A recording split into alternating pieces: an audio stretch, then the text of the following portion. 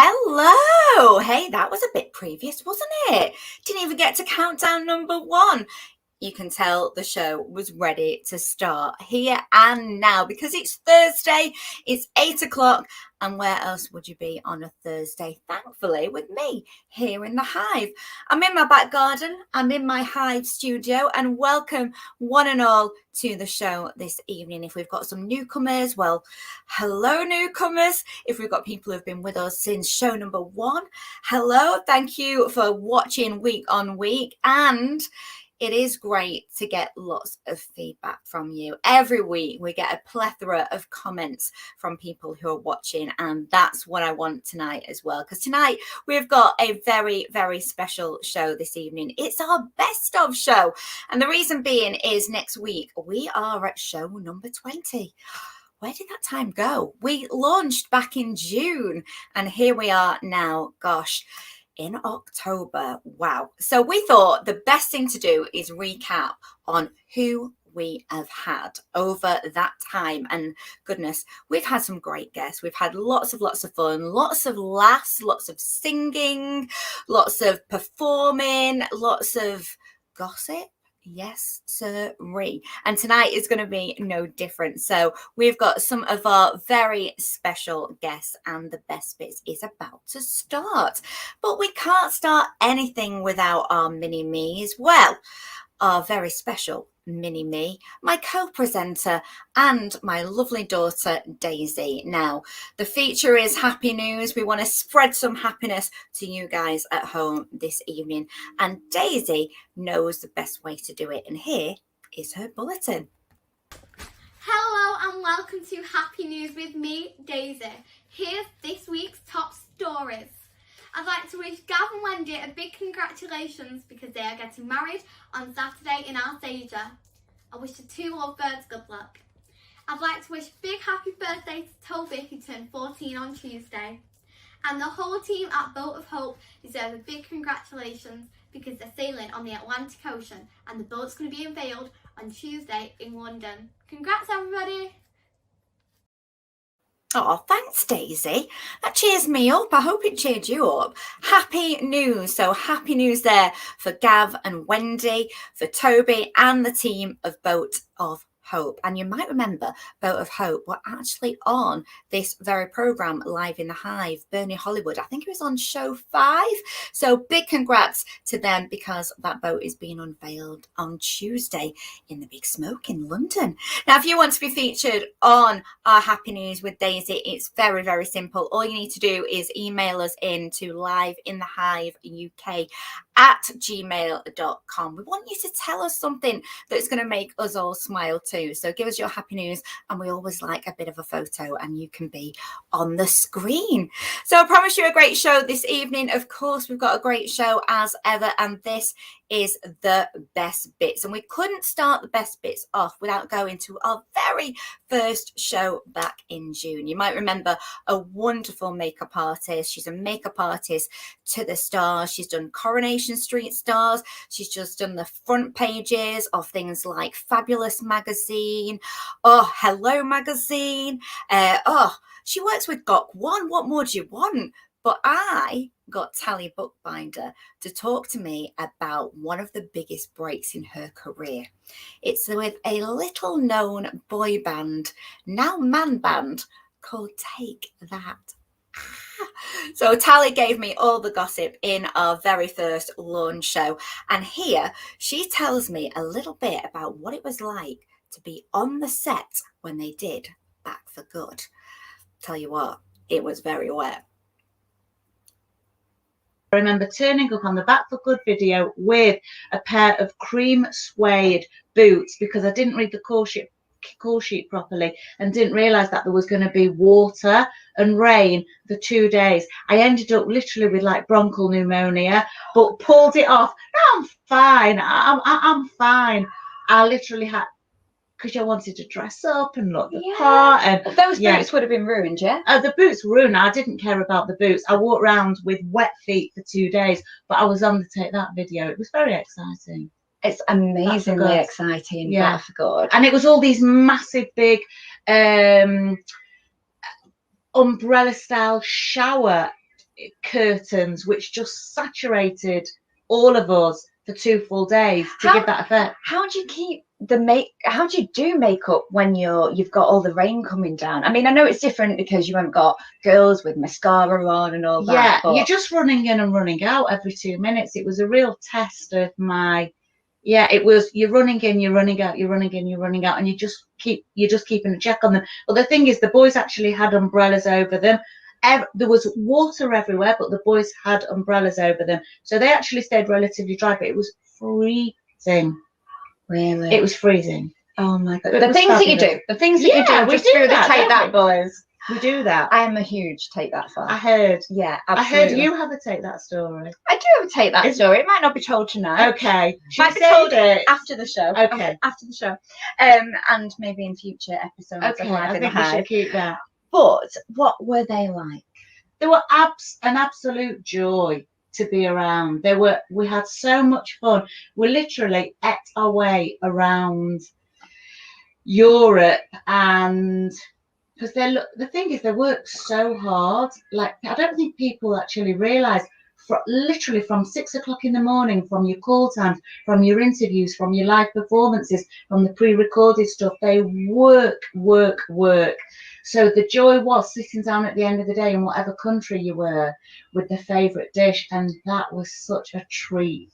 You know, being somewhere exciting and tasting it was a real privilege tasting the local cuisine, and it was very special. Yeah. And how did you cope with kind of all the entourage of fans? I mean, it was like the Beatles when at the time. It was manic. And did they kind of look at you as a woman following them around? Did you kind of get the fans going? Well, look at her. Well, they used to turn up at the airport and ask me. I was asked if there was any sponges or any cotton wool that I've used left over, if I could keep them. And at breakfast, they used to wait and say if there was any crusts and things. I mean, mental. That's crazy. Yeah, that's a bit of a nightmare. Really obsessive. Did you keep any of them and Never. put them on eBay? No, I never. Gonna say never did. Never kept a sponge. Never kept a dirty tissue. No, there's an absolute place for that. But these girls I could not believe it. I remember sat in my bedroom window in somewhere like Vienna and peeking out the window, and there was a sea of girls on the ground floor, and we were about 10 floors up, and they stayed there for days. Wow. And as a young girl myself, I thought I couldn't get my head around it. But then every single European city we went to, the same girls followed them with the mums. So the mums would turn up in reception with the fans. Wow. And they were. That's insane. It really was. It is insane. It was a completely, it was a phenomenon, wasn't it? It was. It really, really was.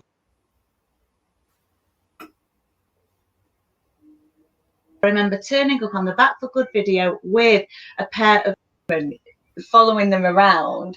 Did you kind of get the fans going? Look at her. Well, they used to turn up at the airport and ask. They used to wait and say if there was any crusts and things. I mean, mental. That's crazy. Yeah, that's a bit of a nightmare. Really obsessive. Did you keep any of them and never. put them on eBay? No, I never. Gonna say never did. Never kept a sponge. Never kept a dirty tissue. No, there's an absolute place for that. But these girls I could not believe it. I remember sat in my bedroom window in somewhere like Vienna and peeking out the window, and there was a sea of girls on the ground floor, and we were about 10 floors up, and they stayed there for days. Wow. And as a young girl myself, I thought I couldn't get my head around it. But then every single European city we went to, the same girls followed them with the mums. So the mums would turn up in reception with the fans. Wow. And they were. That's insane. It really was. It is insane. It was a completely, it was a phenomenon, wasn't it? It was. It really, really was. So there you go. Take that. Flipping it. Getting all the stuff like the snot rags and the flipping face sponges. Some serious fans there, but do you know what? It was a total era, wasn't it? Seeing the Take That boys, and Tally went with them, as you said, around the world. To what an experience. She had loads to share. And as you'll have seen there, she pulled me up on my Take That story, and I still haven't said it on the Hive, but I will give you a little bit of a tease now. It involves a Mr. Orange.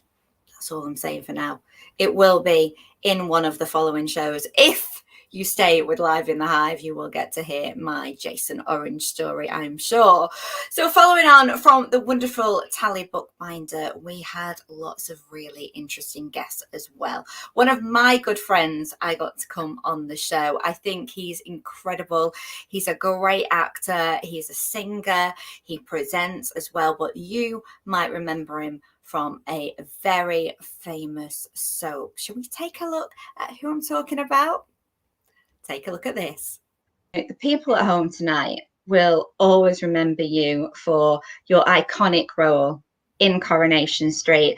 And I'm talking about this, Scott. Oh, God. 21 years ago, that. 21 years ago. No. Shut up. I think we need to see it again. So you still look the same, Scott. You really do. I'm in better shape now. Do you know what were those days like in Coronation Street? Because it does seem like just, God, like it was yesterday, because Sam Kingston, the character, the mechanic / stripper, did stick in everyone's mind, especially for that scene with the snake. Well, it was, I mean, for a 25-year-old guy, it was a lot of fun. Do you know what I mean? Not just doing the job, but obviously the things that go with it, and a lot of traveling, a lot of girls, and a lot of parties and stuff. And it was great. And I had, I had a ball. And because the character was a stripper, and because he was a fun character, I just got a lot of nice things and a lot of love. It was a good time, good times. Was it weird? Because I did a small part in Coronation Street many moons ago. I didn't get to be in it full time. I don't think I was that good enough.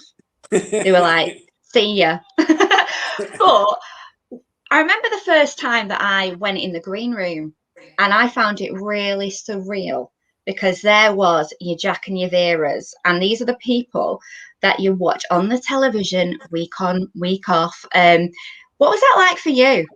Oh, it is mad when you first go in, because as well, them older characters like the Jack and Veras and the Eileen Derbyshire who played, I can't remember her name, I can only remember, what did Eileen play? Do you know what? Oh, gosh, she was with Percy, wasn't she? Eileen Derbyshire. I bet one of our people watching tonight know that. We've got a few saying, there's lots of people saying hello to you, Scott. Oh, hello. Manchester. Oh, I like the tarts. Hello, tarts. Yeah, right. Absolutely. I can't think of what her name was. It'll come to me. Well, that's really bad, actually, because she was in it from the 5th episode. And I know, I started to remember when I first came into it, I knew them like Mike Lavelle and you as Kevin. And I said a few times over the first few weeks, because I was working with Kevin, I actually called him Kevin instead of Mike. So I had to try and learn it. So instead of remembering the characters' names now, after all these years, I remember the real names. But when I first went in the green room, everyone's like, they've got the wigs on and they've got the makeup on and stuff like that. So I just remembered them off. It was difficult to actually see them as normal people. Do you see what I mean? Are you back again, Michelle? You've disappeared. No, do you know what? I wanted to full screen you because I wanted the attention on you. You were talking about people, and also I did a little bit of digging, and Daniel Westwood, bless his little heart, said Emily Bishop is come to your rescue. Sorry, that's Eileen Derbyshire. No, you disappeared then and stopped my train of thought. But so when I first went in the green room, they're all in costume, and it was like going to an alien planet. It was a bit odd. And they're so famous as well. And particularly in them days as well, it was 18 million viewers. So people were mega, mega famous. So it was surreal, but you soon get used to it, and you soon it soon just becomes normal, doesn't it? When were you on it? Gosh, I was on it in 2000, and there was a siege in Coronation Street at Fresco's, and I was a checkout girl called Wendy, and I had a gun pointed I at me. remember it was Kieran. Yeah. It was Kieran. It was With Kieran, yeah, absolutely. Kieran. And I had great lines like, "It's gonna kill us, it's gonna kill us." So, and I acted pretty much like that, Scott. So that's probably why I never made a return. That would have been about February before I joined, I would say, wouldn't it? It would have been around that time. God, 21 years ago. Oh my God. Do you know what, though? It's like loads of people are making returns at the moment. And, you know, at the minute, you've got Sue Devaney, you've got Tracy Bennett. She's back in there. See? I think they should bring Sam Kingston back. Would you be up for it, Scott? 100%. I've got the abs. I'm ready. Do you know what I mean? Let's go. I'm Are really they as good as those abs? No, I'm in better shape than that now, to be honest. I know you are. I know. I know what to do now. I think he'd be great. I know what to do then. I think having him back could really mix it up. I've got a bit of a scenario because obviously he was good mates with Kev, right? Yes. So I think Kev's new missus, I think you come back and maybe you meet her in a bar. Do a bit of chatting her up, and then you and Kev have a right fisticuffs. It'd be brilliant. And I'd win. So happy days. I think he would win. I think he would. Between him and Kev, I don't think Kev stands a chance. Sorry, Michael Lavelle.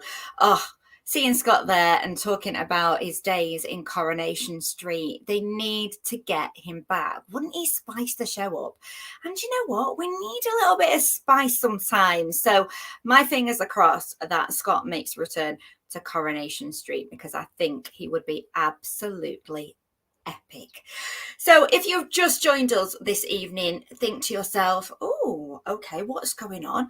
I might have seen Scott before. Or, you know, if you watched earlier on and you thought, I've seen Tally somewhere before, don't worry, you are not going stir crazy. We are just raising a glass this evening to the fact that we are almost at show 20. Tonight, we are 19 years old, but we won't be 19 forever, like the Cortinas said. So we want to go out with a bit of a bang. Yes, we are doing the Best Bit show tonight. So I have collated all my favourite guests over the last 19 shows.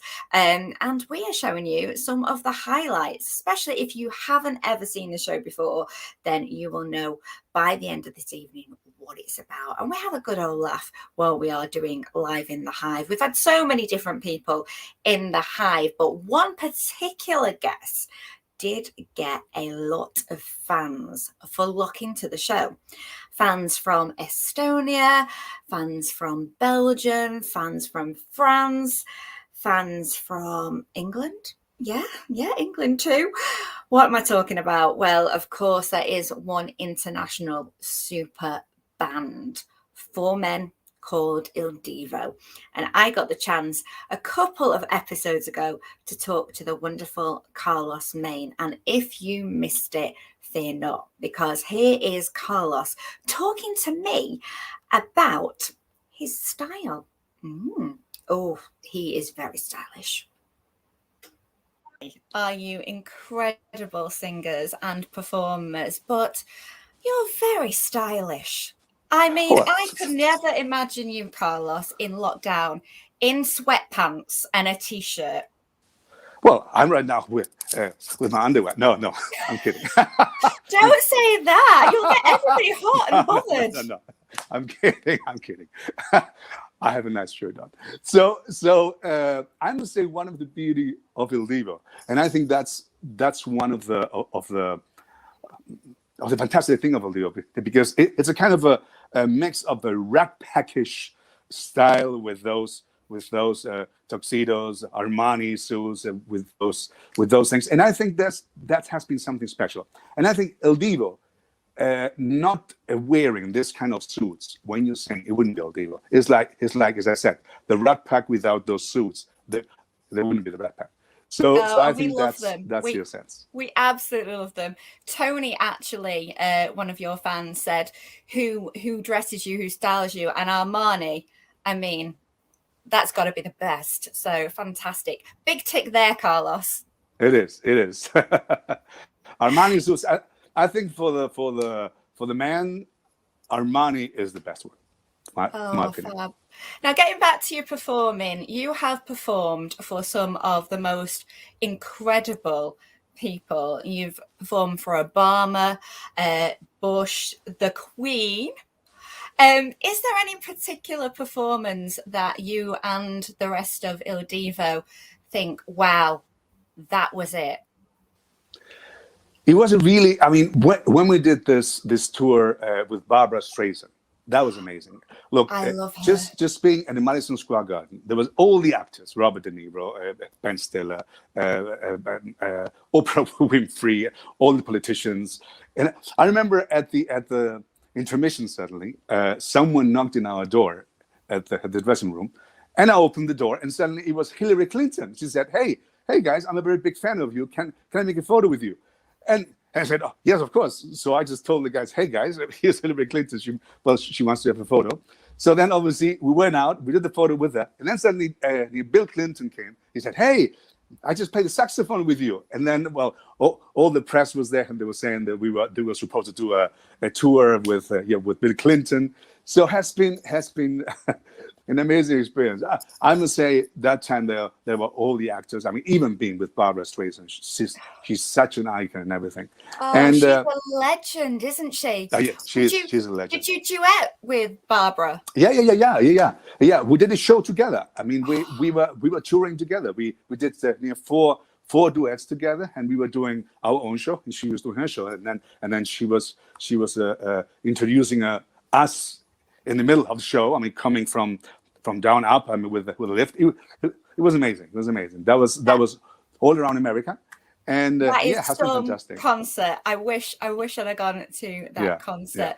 But we get the chance to see you here in Manchester and across the UK on your Christmas with Il Divo tour. And in the meantime, we can listen to your fantastic album, which is full of the most incredible Motown music done just a wonderful way Il Divo do it.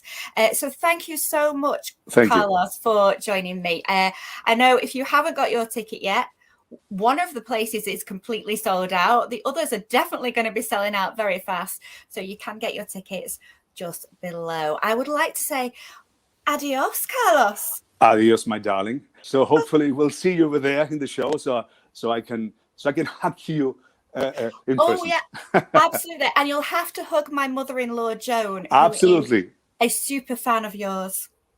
I will. You know that my mother-in-law is going to keep Carlos to that. And I'm going to get so many brownie points from her. So Joan, if you are watching this evening, Carlos said that. So me and you are going to get hugs from Carlos. Could you tell that I was very taken by him? I think by the end of that, he made me go really hot. I was like, oh, I do get why they like Il Divo now. And yes, their music is fab. And they are just lovely, smart men. And their concert is on the 14th of December. You haven't missed it. This might be a best-of show, but they're on the 14th of December at Manchester's Bridgewater Hall. So I'm sure you'll be able to still get tickets. Well, I hope so, because Joe might have, booked them all. My mother-in-law, you know what she's like. But yeah, Carlos was great. Carlos was fabulous to have on, and the response of people all over the world, they truly are massive Il Divo. Now let's go from Carlos and his talented singing to someone who is just as talented with comedy. I'm talking about the wonderful Phil Mealey. You might remember Phil from Early Doors. He was the writer and also starred in Early Doors himself. He wrote it with Craig Cash, but he also worked on a very famous other comedy. If I said the royal family, would a lot of you think about the Queen, or would you think about the family that were all sat on the sofa and huddling round with like Baby Dave? You do know what I'm talking about. The hit BBC One show. And I couldn't let Phil go without asking about his time on that very same programme. Here you go. Oh, right. Early Doors, but you did writing on this little show. I mean, It wasn't that Yes. successful, was it, the royal family? What was it? Who are they again? God Yeah, knows, no. I don't know who they are. Yeah, and I was like, yeah, it's just a little program on. I remember it a while ago. Yeah, yes. I started writing it in 2005 or six. I think the first one I did was the Queen of Sheba, where the first was. Oh, you didn't. Yeah. That makes me cry every I time. didn't kill her off. It wasn't me. You know. But Wow. yeah, it was great though, fantastic, And again, the cast are just like, it's one of those things, you write as a, you write things. Sometimes you write things, and somebody acts it out, and you think, no, it's not as good as we. With the royal family, it was never like that. It was always, it always gave you something extra. And Ricky just, well, they're all amazing. But Ricky would be brilliant because if you needed something to cut to, I was there messing about with his ears or picking his nose or doing something. So if you're stuck on a shot, you could always pick to Ricky cleaning his belly button out or something gross, so that you could go back somewhere else. But yeah, no, just fabulous. And of course, lovely Caroline. I mean, I've known Caroline for 30 years. I knew when she was Signal, that was KFM radio then in Stockport. So, and she's, really just, I mean, it's 5 years ago now. I mean, it's incredible how long it is, but the legacy that she left, I mean, she was absolutely just outstanding. A comedy, a timing. I remember Mrs. Merton, and for me, one of the classic things that she said of Mrs. Merton was when she said to Paul Daniels' wife, and she was like, she went, "Oh, what attracted you to the millionaire Paul Daniels?" I was like, it's genius. It really is genius. That's the sort of, and that was Caroline's line. That it was her. She wrote that line.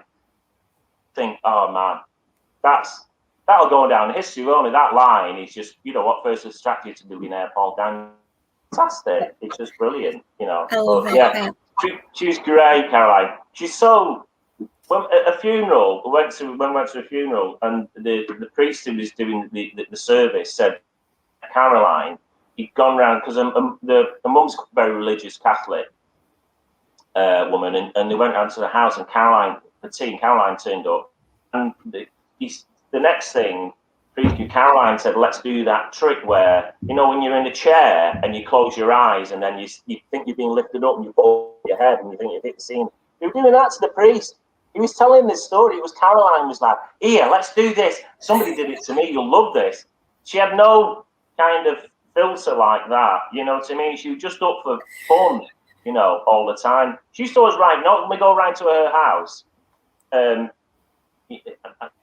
One time I had a pair of, they weren't hush puppies, but she called them. And she said, what's Richard Bryan now you've got his shoes, Phil? His old man's shoes. And I was like, you cheeky. And then next day went round and there was a note, please, anyone with Richard Bryan shoes on, please do not enter. She just was really up for fun, all the time. Yeah. And that's why people loved her. Oh, it certainly was. Great memories there of Caroline Aherne. Absolute classic legend and will never ever be forgotten. So really nice stories and memories there from Phil Mealy, star of Early Doors and also writer on the royal family. Well, we're coming to our last best of guests, and if you are an Oasis fan or a fan of Noel Gallagher or a fan of Manchester City, dare I say that when I am the wife of a Man United Red. But we had in the Hive the wonderful Sharon Latham, who has photographed all of those incredible people. Yes, the whole team of Man City, Noel Gallagher on tour, Oasis on tour, and a number of big super celebrities. I was really chuffed that I managed to get hold of her because she was actually doing a brand new tour herself of the new Blazing World, which was a photographic exhibition where she had put some of her wonderful photos on display. But of course, Sharon can tell it way better than I can. So stay tuned, because here is Sharon talking about just what it was like to be on tour with the wonderful and very cool Noel Gallagher. 2019. So there's everything from the tour that we did with U2 to the American tour. There's even some behind the scenes shots from video shoots and things like that. So yeah, there's a lot in there. Well, I'm going to take a look at this one, because obviously this is him in the studio, I would have said. Tell us the magic. that where the magic happens. Yeah, and that is a funny situation, because it's a very small studio. That was one of the side rooms to it. And the very small studio meant that I was having to crawl into unusual spaces. And unfortunately, at one point, I kept thinking in my head, don't breathe, don't talk, don't sneeze. Do you know what I mean? 'Cause I'm recording live. And what did I do? Literally went to sit down and knocked a whole bunch of jingle bell things off a drum, and it all just went ka-ching! Oh, no! And Noel just looked at me and went, Shaz, I'm going to ask you to leave in a minute if you don't stop it. So I was like, oh.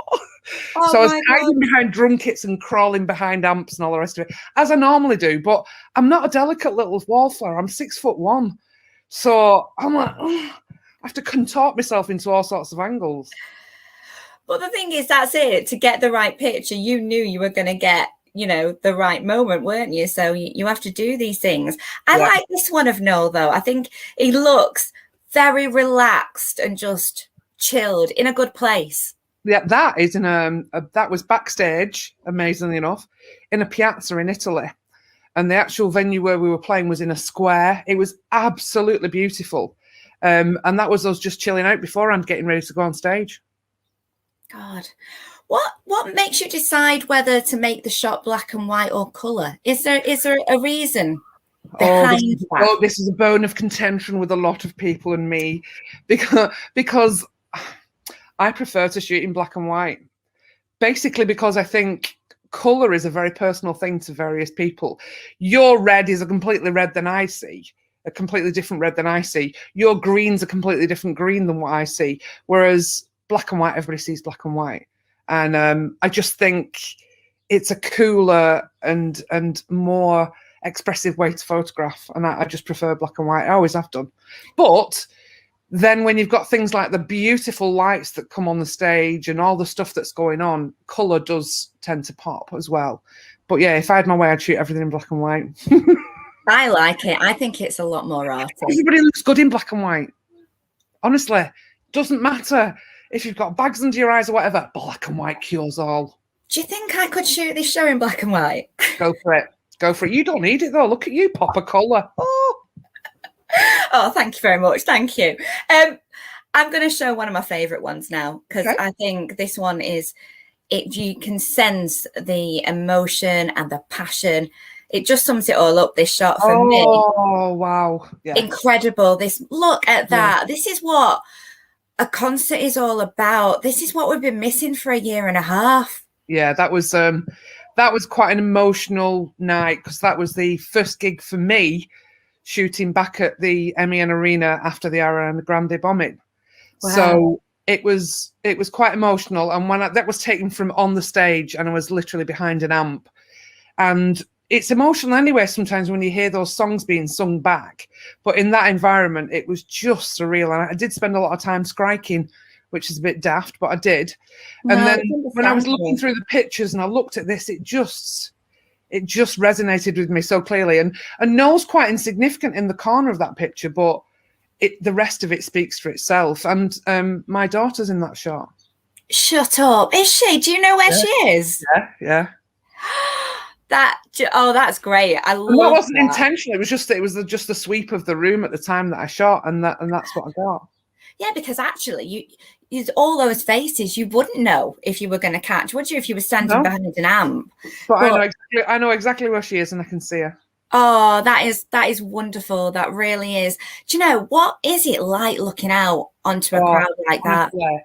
As I say, it's the same because the songs get sung back so loudly. I don't know an artist like that copes, but they do. They're very focused on what they're doing and they're enjoying it. But there's certain songs that get sung back. I mean, the anthems and all the rest of it. But there are also certain songs from the High Flying Birds that I absolutely love. And you see the crowd sort of bopping and getting into it all. It's epic. The best of it is Noel sometimes. So at the end of the gigs, for the last sort of 3 songs, I will sneak on the stage and literally sit behind Chris Sharrett, the drummer, hiding so that I can pop up every now and again.